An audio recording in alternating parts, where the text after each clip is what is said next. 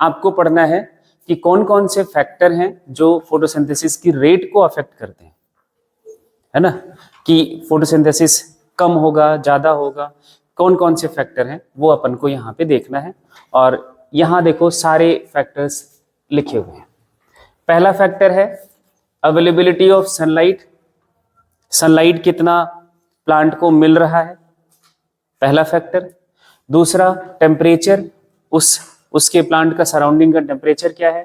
CO2 concentration and water, ये भी हमारा वाटर भी रेट ऑफ फोटोसिंथेसिस को अफेक्ट करता है।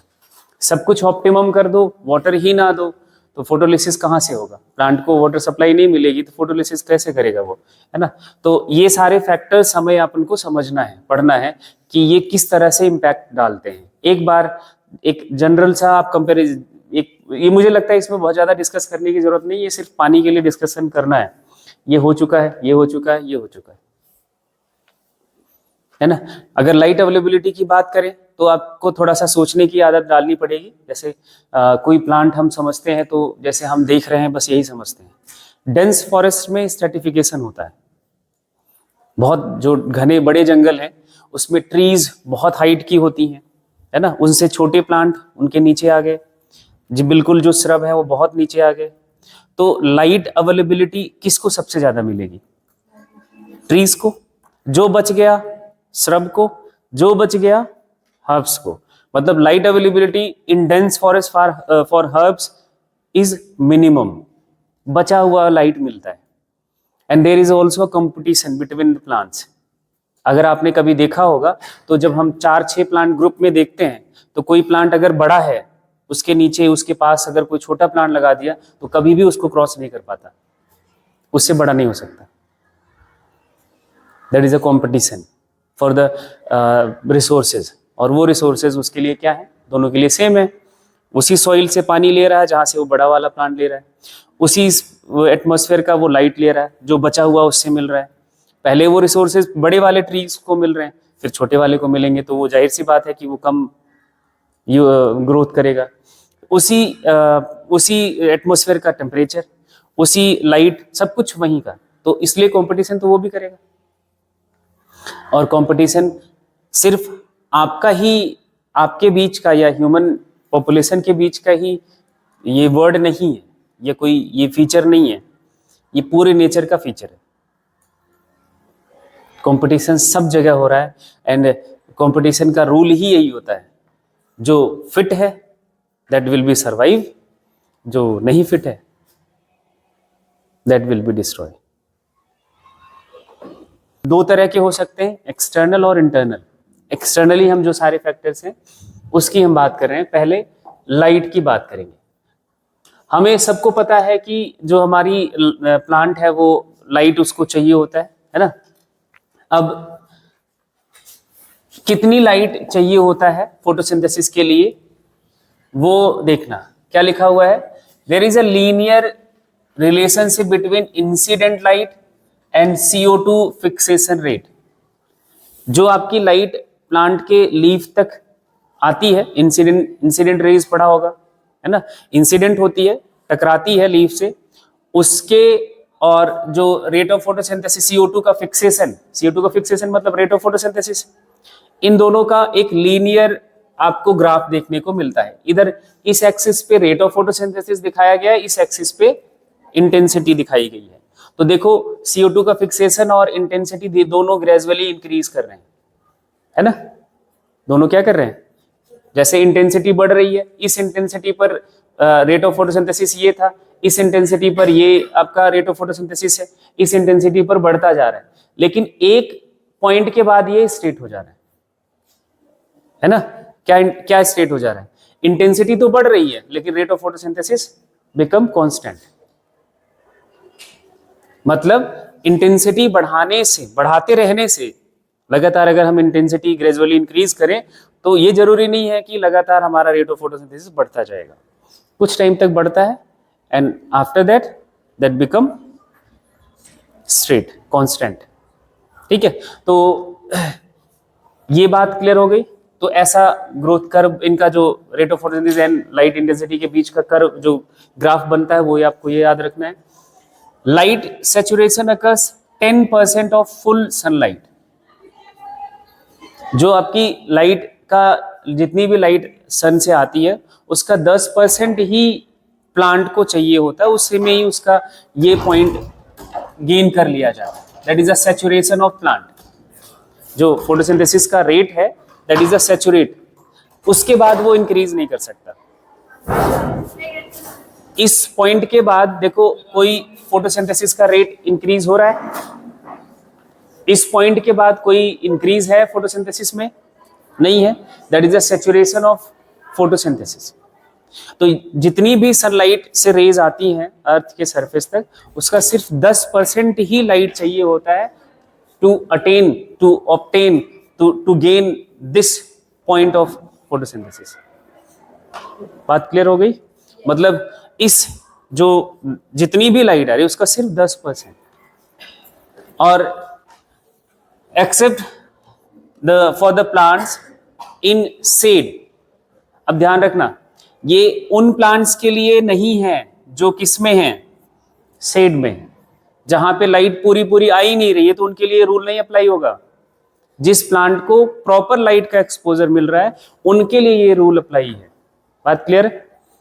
या जो डेंस फॉरेस्ट में है, डेंस फॉरेस्ट में है तो मतलब समझ गए कि बचा हुआ ही लाइट मिलेगा छोटे नीचे वाले प्लांट को, जो ऊपर ट्रीज हैं उनको सारा मिलेगा। उनसे जो लाइट बच जाता है, रेज रेडिएशंस बच जाती है, वो नीचे वाले प्लांट को मिलता है। यही हमारे सोसाइटी में भी देख लो, वो ऊपर वाली हायरार्की पे जो बैठा है उससे बचा हुआ हम नीचे वाले लोगों को मिलता है, और नीचे वाले लोगों को उनसे जो बच जाता है वो मिलता है। यही होता है। Light is rarely a limiting factor in nature. अब देखना, ये पॉइंट इंपॉर्टेंट है। किसी प्लांट के लिए फोटोसिंथेसिस के लिए, किसी प्लांट में रेट ऑफ फोटोसिंथेसिस के लिए, फोटोसिंथेसिस के लिए लाइट बहुत रेयर है कि वो लिमिटिंग फैक्टर की तरह काम करे। लिमिटिंग फैक्टर का मतलब क्या होता है? जो जैसे आपको लिमिट करने वाला कोई भी factor, that is a limiting factor. आप जैसे भाग रहे हो तो आपको पत्थर हो सकता है लिमिटिंग फैक्टर की तरह काम करे, है ना। कुछ करना चाह रहे हो, रोकने वाला, डिमोटिवेट करने वाला लिमिटिंग फैक्टर हो सकता है, रोकने वाला जो होता है। इधर जो भी रेट ऑफ उस प्लांट की, जो जितना भी वो फोटोसिंथेसिस कर सकता है, उसको कम करने के लिए, उसको लिमिट करने के लिए लाइट कभी बहुत रेयरली होता है कि वो लिमिटिंग फैक्टर की तरह काम करता है, नहीं तो सफिशिएंट लाइट प्लांट को मिलता ही मिलता है। जैसे ये विंटर सीजन में जब आपका वो बिल्कुल जनवरी वाला टाइम चल रहा था तो लाइट उतनी नहीं थी, तो वो उस टाइम हम मान सकते हैं कि वो लिमिटिंग फैक्टर की तरह काम कर रहा है। कई दिनों तक बादल है तो लिमिटिंग फैक्टर है, ठीक है। लेकिन ऐसा बहुत रेयर है, इन जनरल नहीं होता, ठीक है। ये आपको ध्यान रखना है। Increases in incident light beyond the point causes the breakdown of chlorophyll, मतलब हाई इंटेंसिटी की लाइट, है ना। उस जब तक आपकी प्लांट को 400 से 700 नैनोमीटर की वेवलेंथ की लाइट मिल रही है, तब तक इसको कोई प्रॉब्लम है नहीं। ये तो यूजफुल रेज वेवलेंथ की लाइट है, तो प्लांट फोटोसिंथेसिस करेगा। इसके आगे की जो वेवलेंथ की लाइट है वो प्लांट तक अगर आती है तो वो पिगमेंट को तो फोटो ऑक्सीडेशन करा देगी, ब्रेक करा देगी। तो वो क्या करता है, जो रेट ऑफ फोटोसिंथेसिस है उसको डिक्रीज करा देता है। बात समझ आ रही है? तो हाई इंटेंसिटी मतलब उस पॉइंट तक कोई दिक्कत नहीं है, जब तक क्लोरोफिल को ब्रेक करने वाला लाइट नहीं है तब तक कोई दिक्कत नहीं है। जब ऐसा रेडिएशन आता है जो क्लोरोफिल को ब्रेक करने लगे तो रेट ऑफ फोटोसिंथेसिस ऑब्वियस सी बात है कि स्लो हो जाएगी। तो ये लाइट का एज अ जो हमारा फैक्टर है तो वो आपको ध्यान रखना है। Which factor affect the rate of photosynthesis? तो यहाँ पे देखो पहला क्वेश्चन में तो सारा कुछ है, सनलाइट भी, टेम्परेचर भी, CO2 एंड वाटर, सारा कुछ ये अफेक्ट करता है। दूसरा, अभी तो क्वेश्चन मत करो, अभी पहले सारे फैक्टर्स को देख लो। फिर दूसरा फैक्टर है टेम्परेचर। अब टेम्परेचर के लिए मुझे नहीं लगता आपको कुछ बताने की जरूरत है। C3 प्लांट का ऑप्टिमम टेम्परेचर ये है 20 to 25 degree Celsius, that is optimum temperature. इससे ज्यादा टेम्परेचर होता है तो ऑब्वियस सी बात है कि productivity of the plant will be decrease. बात क्लियर हो गई? जिस प्लांट का ऑप्टिमम टेम्परेचर ही यही है उस पे ही वो फेवरेबल टेम्परेचर मीन्स आप समझ लो कि जैसे आपका ऑप्टिमम टेम्परेचर हमारा जो रूम टेम्परेचर है उससे कम होता है, उससे ज्यादा होता है तो हमें प्रॉब्लम होती है। अभी tropical plants have higher temperature optimum that the plants adopted to the temperature temperate climate। Temperate का मतलब जो होता है वो आपका पोलर रीजन की बात है। दो वर्ड यहाँ पे यूज करा जाएगा, बिल्कुल उल्टा होता है टेम्परेट एंड दूसरा वर्ड आपका ट्रॉपिकल। टेम्परेट का मतलब बिल्कुल पोलर रीजन जहाँ पे आपके समझ रहे होगे बर्फ बर्फ गिरती है ना, वहाँ का वेजिटेशन अलग होता है, वहाँ के प्लांट्स की जो वेजिटेशन है वो अलग है, और जो आपका ट्रॉपिकल रीजन का प्लांट वेजिटेशन है that will be the C4 plants. उसके बाद है CO2 का कंसंट्रेशन, और CO2 का कंसंट्रेशन आई थिंक सबको पता है ये किसके लिए अच्छा है। CO2 का जब कंसंट्रेशन की बात आए तो इसका जरूर दिमाग में ये चलना चाहिए, रूबिस्को से ही इसका रिलेशन है। रूबिस्को अगर CO2 का कंसंट्रेशन है तो अपना काम जो हमें प्रोडक्ट चाहिए तो ये अपना क्या बना देता है, कार्बोहाइड्रेट बनाता है ना। अगर CO2 का कंसंट्रेशन कम हो जाए और इसी की जगह पे क्या हो जाए, ऑक्सीजन का कंसंट्रेशन बढ़ जाए तो ये जस्ट उल्टा करने लगता है, फोटो ऑक्सीडेशन करने लगता है ना। तो कार्बन डाइऑक्साइड एक मेजर लिमिटिंग फैक्टर है फोटोसिंथेसिस के लिए, और कार्बन डाइऑक्साइड का कंसंट्रेशन हमारे एटमॉस्फेयर में बहुत कम है, ये आपका रेंज दिया हुआ है। एयर के कंपोजिशन में देखें तो 0.03 से 0.04% तक ही होता है। CO2 सबसे ज्यादा कौन सा गैस है, नाइट्रोजन 78% नाइट्रोजन है ना। Increase in concentration up to 0.05% can cause increase in CO2 fixation rate। 0.03 से 0.05 तक अगर कंसेंट्रेशन CO2 का बढ़ता है तो मतलब आपका जो फोटोसिंथेसिस का रेट है वो भी बढ़ेगा। उसके बाद देखना, and beyond this level become damaging over longer period. इस कंसेंट्रेशन से ज्यादा हुआ CO2 का कंसेंट्रेशन एयर में, एटमॉस्फेयर में, तो प्लांट को डैमेज करता है, और वो डैमेजिंग क्या होता है, स्टोमेटल क्लोजर कर देता है, स्टोमेटा बंद हो जाता है। C3 and C4 plants respond differently to CO2 concentration. अब जैसे देखो, अब सारे प्लांट्स के लिए यही कंसेंट्रेशन नहीं देखना है कि 0.3 से 0.03 से 0.04 तक ही सभी प्लांट्स के लिए ठीक नहीं है। C3 के लिए ठीक है। At low light condition neither group respond to high CO2 concentration. अगर लाइट की कंडीशन कम है, जैसे इस कंडीशन, इस टाइम की बात करें तो लो इंटेंसिटी की लाइट है, इसमें CO2 कंसेंट्रेशन के लिए प्लांट रिस्पॉन्ड नहीं करेगा कि तुम कितना ही बढ़ा लो, क्योंकि लाइट है ही नहीं। लाइट नहीं है तो क्या नहीं बनेगा, प्रोडक्ट ऑफ लाइट नहीं बनेगा, सिमुलेटरी पावर नहीं बनेगा, तो फिक्सेशन कैसे करेगा। तो CO2 बढ़े घटे क्या फर्क पड़ता है, उससे कोई मतलब नहीं होता।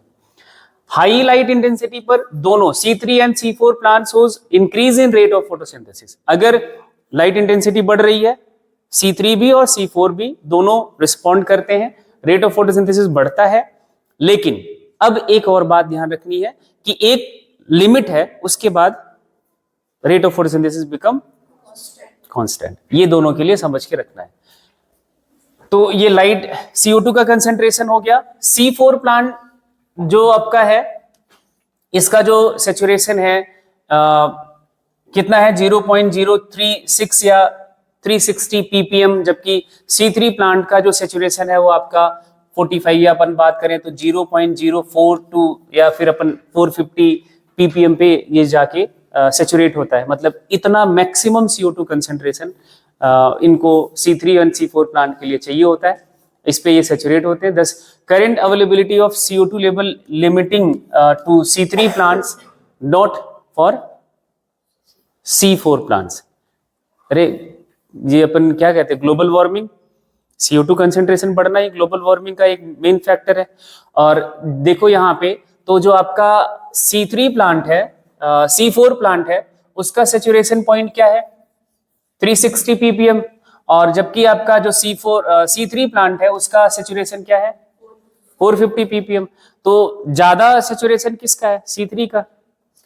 जबकि इधर C4 के लिए तो लिमिटिंग हो गया, 360 पर ही वो उसे CO2 का कंसेंट्रेशन ज्यादा हो रहा है। तो इनके लिए प्रॉब्लम है, C3 के लिए प्रॉब्लम अभी नहीं है, आज के सिनेरियो में देखें तो नहीं है। ठीक है, तो द फैक्ट 10, हाँ ये तो बात हो गई। The fact that C3 plant respond to higher CO2 concentration by showing increase rate of photosynthesis. जब C3 प्लांट का अगर CO2 कंसेंट्रेशन बढ़ता रहता है तो C3 प्लांट हमारा का जो उसका रेट ऑफ फोटोसिंथेसिस है, क्योंकि इसका ऑप्टिमम वैल्यू देखो ये क्या है 450 ppm, या आप परसेंटेज में बोलना चाहो तो 0.045 है।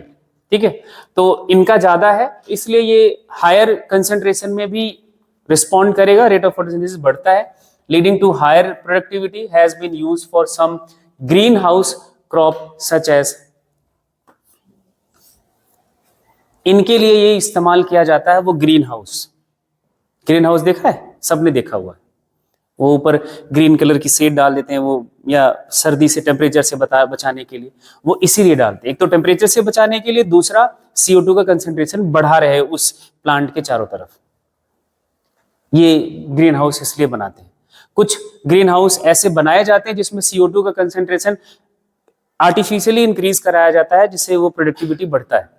जैसे टमाटर की खेती में तो बहुत सबसे ज्यादा किया जाता है, क्योंकि देखो पॉपुलेशन तो लगातार ही बढ़ रही है और सप्लाई तो चाहिए ही चाहिए, और सप्लाई कैसे मेंटेन होगी, प्रोडक्टिविटी बढ़ा के। They all allowed to grow in carbon dioxide enriched atmosphere that lead to higher yield CO2 fertilising effect भी कहते हैं। सोचो आपने अभी क्या समझा था कि हम यूरिया, नाइट्रोजन के लिए फर्टिलाइजर, फास्फोरस के लिए फर्टिलाइजर, सल्फर के लिए फर्टिलाइजर यूज कर रहे हैं, इधर कार्बन डाइऑक्साइड के लिए फर्टिलाइजर यूज कर रहे हैं। कैसे ग्रीन हाउस में क्या करना होगा कि आपका CO2 का कंसेंट्रेशन बढ़ा दो। मान लो कि ये आपका ग्रीन हाउस है, इसमें टमाटर की खेती लगा रखी है, और जो उसका कार्बन डाइऑक्साइड है वो जो प्रोड्यूस कर रहा है वो इस्तेमाल कर रहा है, और इस बाहर वाले एटमॉस्फेयर से यहाँ कार्बन डाइऑक्साइड आपको और ज्यादा करना है, यहाँ पे कुछ जला दो, या फिर वो आपका मिक्स फार्मिंग कर दो, कैटल्स को साथ में रख दो और खेती भी कर लो। कैटल्स मतलब animals, animals are the producer of CO2 और प्लांट उसका इस्तेमाल करेगा। तो इस पूरे सिस्टम में जो आपका ग्रीन हाउस है उसमें बाहर वाले एटमॉस्फेयर से CO2 यहाँ ज्यादा होगा, और ये कर रहे हैं, इसको बोलते हैं CO2 फर्टिलाइजिंग इफेक्ट। धुएं में क्या होता है, मेनली तो देखो बर्निंग से आपको कार्बन मोनोऑक्साइड मिलता है जब धुआं बनता है। बर्निंग अगर करते हैं, प्रॉपर बर्निंग करते हैं, बर्निंग समझ रहे हो, कंप्लीट कंबस्शन, तो CO2 निकलता है। तो उससे हम CO2 बना सकते हैं और प्लांट्स को यील्ड उनकी बढ़ा सकते हैं, और ये करते हैं। Atmospheric CO2 is not limiting factor for C4 plants and submerged hydrophytes. देखो दो वर्ड ध्यान से समझ के रखना, इस पे सवाल तुम्हें ज्यादातर इन्हीं फैक्टर्स पे मिलेंगे, उस पे नहीं मिलते, फैक्टर पे ही मिलते हैं। जब जो एप्लीकेशन पार्ट है फोटोसिंथेसिस का, CO2 जो एटमॉस्फेयर का है वो लिमिटिंग फैक्टर नहीं होता C4 प्लांट्स के लिए, क्योंकि देखो C4 प्लांट्स का जो ऑप्टिमम वैल्यू है इधर कार्बन डाइऑक्साइड का वो बहुत कम है, उनको कम कार्बन डाइऑक्साइड उनका ऑप्टिमम है, तो उनके लिए एटमॉस्फेयर में इतना कम तो कार्बन डाइऑक्साइड है नहीं। दूसरा, सबमर्ज्ड हाइड्रोफाइट, ऐसे प्लांट जो पानी के अंदर रहते हैं। पानी वाले जो एक्वेटिक प्लांट्स हैं वो दो टाइप के होते हैं, एक पानी के ऊपर, एक जो होते हैं नीचे, जो पानी के अंदर रहते हैं।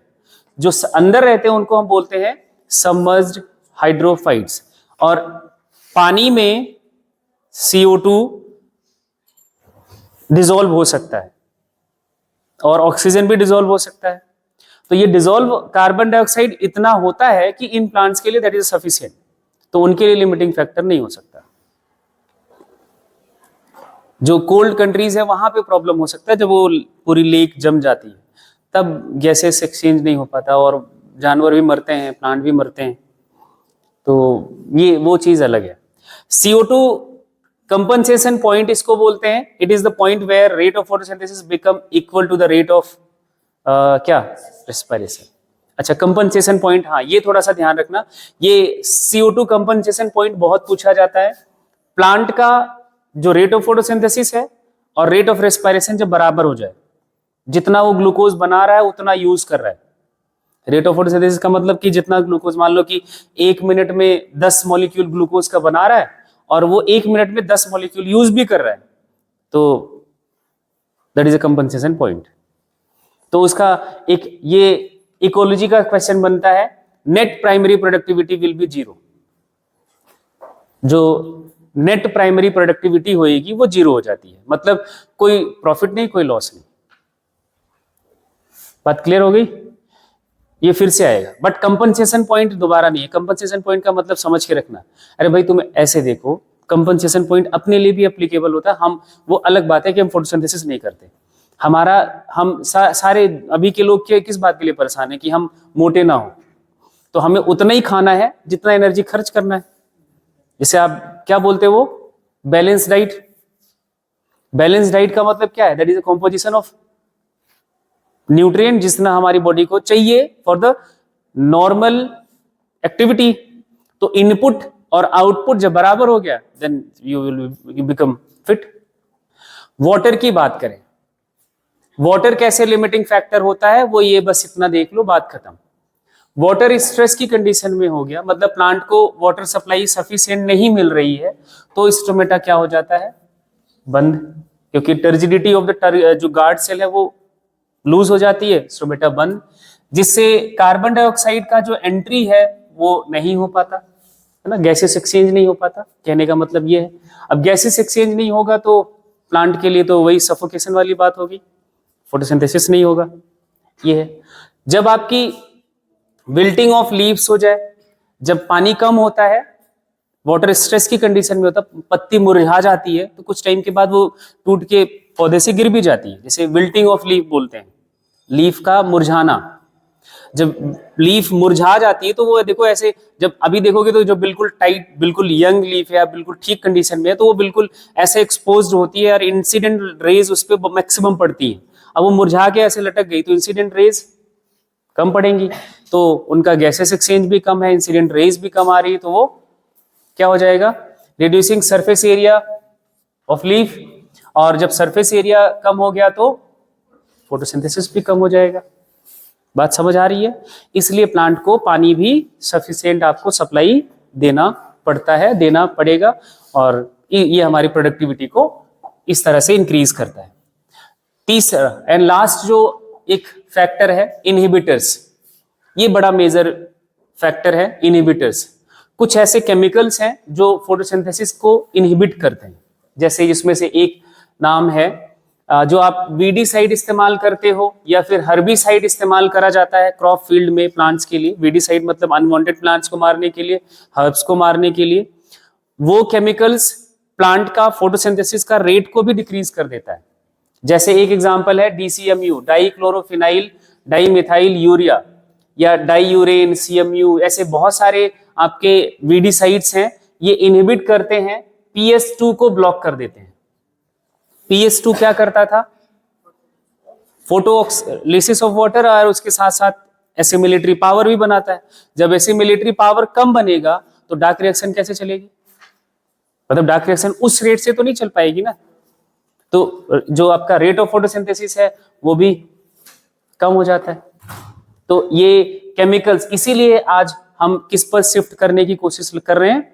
Organic farming. इन केमिकल्स का यूज ना करें, जिससे एक हमारे हेल्थ के लिए भी हार्मफुल है, प्लस फोटोसिंथेसिस के लिए भी हार्मफुल है। तो ये इनहिबिटर्स का थोड़ा सा ध्यान रखना। कौन इनहिबिटर किसको इनहिबिट करता है? जैसे डाइक्वेट एंड पैराक्वेट है, या जिसे हम वाइलोजेन डाइज बोलते हैं, ये इनहिबिट करता है साइक्लिक फोटोफॉस्फोराइलेशन। किसको? साइक्लिक फोटोफॉस्फोराइलेशन, मतलब PS1 को ब्लॉक कर देता है। इलेक्ट्रॉन फ्लो P700 से फेरेडॉक्सिन के बीच जो इलेक्ट्रॉन फ्लो होता था उसको ब्लॉक कर देता है। एंड जब एसिमिलेटरी पावर यहाँ भी कम हो जाएगा, रेट ऑफ फोटोसिंथेसिस कम। तो इन केमिकल्स का भी मिनिमम यूज करना चाहिए या नहीं करना चाहिए। पहले वीडीसाइड्स को या इन हर्बिसाइड्स को, एक तरीका है, आपने पढ़ा होगा, इनको अपने क्रॉप फील्ड से रिमूव करने का एक मैकेनिकल तरीका भी, मैनुअल मेथड भी है। मैनुअली अभी मैं कुछ टाइम पहले देख रहा था, तो इसी फील्ड में हो रहा था। कोई एक लेडी वो घास को उखाड़ के लेके बाहर फेंकती है, या दवाई भी स्प्रे कर देते हैं। एक तो दवाई से मारो या मैनुअली उसको हटाओ, तो मैनुअल जो मैनेजमेंट है वो कहीं ना कहीं बेहतर है, हाँ, लेकिन उसमें मैन पावर लगता है।